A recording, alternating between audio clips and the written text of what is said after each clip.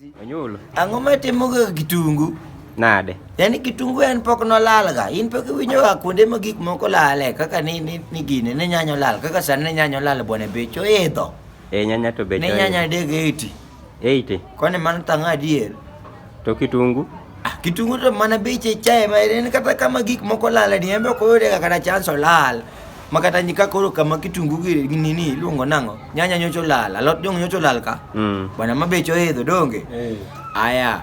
Ndim koro sani no lal. Kane nyaka omena bende lal e nam. Omena be chako lal, nyaka pesa lal, nyaka dhano. Nyaka dhano lal bwana kare ang'o matimo kitungu yao. Ento pod inene anena. Molal kitungu molal mang'eyo to en mana mar lum, mar ang'ina ma sani nitie. Chal ni mana ang'ina ni en kitungu moro malesi ja, gin jomoko mok nya fuatilia ga gimoro. Gikia. Giwinja ni nitie gimoro timore to gikia. Kaka sani ng'eni ji mang'eny kani wan osechak mewa siling' 1000 ja.